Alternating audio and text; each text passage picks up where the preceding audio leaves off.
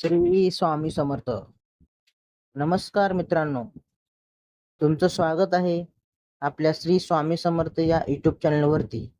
तर मित्रांनो, मी तुम्हाला आज या व्हिडिओच्या माध्यमातून श्री स्वामी समर्थ सारामृत अध्याय भाग 15 याची संपूर्ण माहिती मी तुम्हाला सांगणार आहे. तर भक्तांनो, तुम्हाला हा व्हिडिओ पूर्ण बघायचा आहे. तर चला पाहूया. नमस्कार. श्री स्वामी समर्थ सारामृताचा 15वा अध्याय हा भक्ती, श्रद्धा, गुरुकृपा आणि स्वामींच्या दिव्य लीलांचे महत्त्व सांगणारा अध्याय आहे.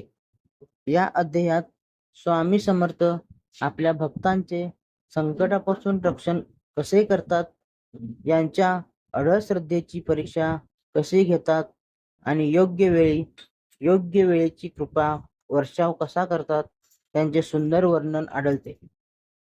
अध्यायाच्या प्रारंभी एका भक्ताची कथा येते. हा भक्त अत्यंत प्रामाणिक, सात्विक आणि स्वामीवर नितांत श्रद्धा ठेवणारा असतो. तो दररोज स्वामींचे नामस्मरण, जप, पूजा आणि सेवा करीत असे. परंतु संसारातील अनेक अडचणीमुळे त्याचे जीवन दुःखमय झालेले होते. आर्थिक संकट, कौटुंबिक समस्या आणि मानसिक अस्वस्थता यामुळे तो त्रस्त झाला होता. तरी सुद्धा त्याने स्वामींच्या चरणावरील विश्वास कधीही ढळू दिला नाही.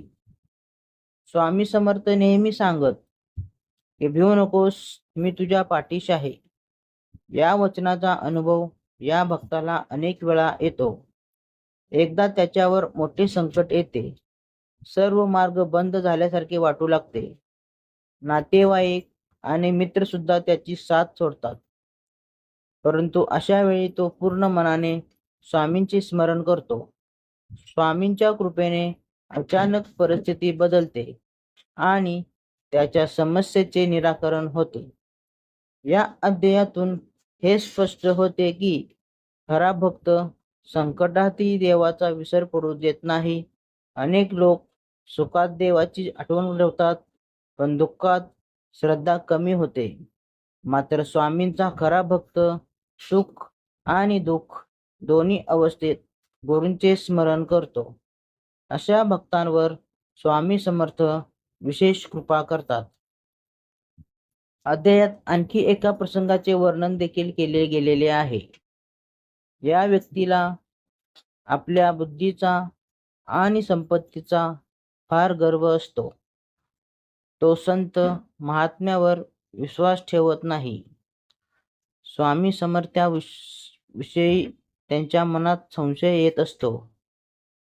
तो स्वामींची परीक्षा घेण्याचा प्रयत्न करतो, परंतु स्वामी सर्वज्ञ असल्यामुळे त्याच्या मनातील विचार ओळखतात. योग्य वेळी त्याला असा अनुभव देतात की त्याचा अहंकार पूर्णपणे नष्ट होतो. या प्रसंगातून अध्याय आपल्याला शिकवतो की अहंकार हा आध्यात्मिक प्रगतीतील सर्वात मोठा अडथळा आहे. जोपर्यंत मनुष्य स्वतःला सर्वश्रेष्ठ समजतो, तोपर्यंत त्याला गुरुकृपेचा लाभ मिळत नाही. नम्रता, विनय आणि समर्पण या गुणांमुळेच भक्ताला परमेश्वराची कृपा प्राप्त होते. स्वामी समर्थांच्या लीलाचे वैशिष्ट्य म्हणजे त्या सामान्य माणसाच्या आकलनाच्या पलीकडील असतात. अनेक वेळा ते सध्या मोठा उपदेश देत असतात की या अध्यायातही स्वामी एका भक्ताला सांगतात की जीवनात कितीही संकटे आली तरी धैर्य सोडू नकोस. प्रत्येक परिस्थितीत परमेश्वरावर विश्वास ठेव, कारण प्रत्येक दुःखामागे काहीतरी कल्याण दडलेले असते. अध्यायात कर्मसिद्धाचेही सुंदर विवेचन केले गेले आहे. मनुष्याला त्याच्या पूर्वकर्माचे सुख दुःख भोगावे लागते, परंतु गुरूंची कृपा असल्यास त्या दुःखाची तीव्रता कमी होते. स्वामी समर्थ आपल्या भक्तांचे प्रारब्ध पूर्णपणे नष्ट करतात. तसेच ते प्रारब्ध नष्ट केले नसले तरी त्यांना ते सहन करण्याची शक्ती देतात. त्यामुळे भक्त संकटातही खचून जात नाहीत. या अध्यायात नामस्मरणाचे महत्त्व विशेष सांगितले गेले आहे. स्वामींचे नाम हेच सर्व दुःखावर औषध आहे. श्री स्वामी समर्थ हा जप श्रद्धेने केल्यास मन शांत होते, भीती दूर होते आणि आत्मविश्वास वाढतो. अनेक भक्तांनी नामस्मरणाच्या माध्यमातून जीवनातील संकटावर मात केल्याचे अनुभव घेतले आहेत. गुरुभक्तीचे महत्त्वही या अध्यायात अधोरेखित केले गेले. गुरु हा केवळ शरीरधारी व्यक्ती नसून तो साक्षात परमेश्वराचे रूप असतो. जो गुरुच्या आज्ञेचे पालन करतो त्याचे जीवन योग्य दिशेने जाते. स्वामी समर्थ आपल्या भक्तांना नेहमी सदाचार, सत्य आणि धर्माच्या मार्गावर चालण्याचा उपदेश करीत असतात. अध्यायात एक संदेश असा दिला आहे की भक्ताने स्वामींकडे केवळ भौतिक सुखाची याचना करू नये. त्याऐवजी विवेक, वैराग्य, भक्ती आणि आत्मज्ञान याची प्रार्थना करावी. कारण भौतिक सुखे क्षणभंगुर असतात, परंतु आध्यात्मिक संपत्ती कायमस्वरूपी असते. स्वामी समर्थाच्या कृपेने अनेक भक्तांचे जीवन बदलले. निराश झालेल्या लोकांना आशा मिळाली, दुःखी लोकांना समाधान मिळाले आणि अज्ञानी लोकांना ज्ञानाचा मार्ग देखील सापडला. या अध्यायातील प्रत्येक प्रसंग हे दाखवून देतो की स्वामी समर्थ आजही आपल्या भक्तांच्या हाकेला प्रतिसाद देतात. अध्यायाच्या शेवटी भक्ताच्या मनात दृढ विश्वास निर्माण होतो की श्री स्वामी समर्थ हे सर्वत्र आहेत, आपल्या प्रत्येक कृतीवर लक्ष ठेवून आहेत. जे भक्त निष्काम भावनेने त्याचे स्मरण करतात आणि त्यांना स्वामी कधीही त्यांना निराश करत नाहीत. तसेच अध्याय 15 मधील मुख्य शिकवणी देखील सांगितल्या गेलेल्या आहेत.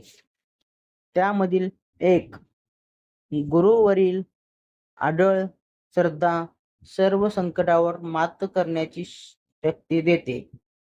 अहंकाराचा त्याग केल्याशिवाय गुरुकृपा प्राप्त होत नाही. व नामस्मरण हे मन शांती आणि आध्यात्मिक उन्नतीचे सर्वोत्तम साधन आहे. प्रत्येक दुःखामागे परमेश्वराचे काहीतरी कल्याणकारी उद्दिष्टे असतात व गुरूंची कृपा प्रारब्धाचे दुःख कमी करते. भक्ती, नम्रता आणि समर्पण यामुळे जीवन धन्य होते. स्वामी समर्थ आपल्याला भक्ताचे सदैव रक्षण करतात. श्री स्वामी समर्थ. भिवू नकोस, मी तुझ्या पाठीशी आहे. हा अध्याय भक्तांच्या मनात श्रद्धा, धैर्य आणि गुरुभक्ती अधिक दृढ करणारा असतो. स्वामींच्या चरणी पूर्ण समर्पण केल्यास जीवनातील कोणतेही संकट मोठे राहत नाही. हा या अध्यायामागचा मुख्य उद्देश आहे. तर भक्तांनो, श्री स्वामी समर्थ सारामृत अध्याय भाग 15 याची संपूर्ण माहिती मी तुम्हाला सांगितलेली आहे. तर भक्तांनो, पुढचा अध्याय पाहण्यासाठी तसेच ऐकण्यासाठी आत्ताच आपल्या चॅनलला लाईक करा, शेअर करा आणि सबस्क्राईब करून बेल आयकॉनचे बटन दाबा, जेणेकरून मी जे सोडलेले सर्व माहिती किंवा व्हिडिओ तुमच्या मोबाईलवरती सर्वात पहिला तुम्हाला पाहायला मिळेल. त्यासाठी लाईक करा. श्री स्वामी समर्थ. श्री स्वामी समर्थ. जय जय स्वामी समर्थ. जय जय स्वामी.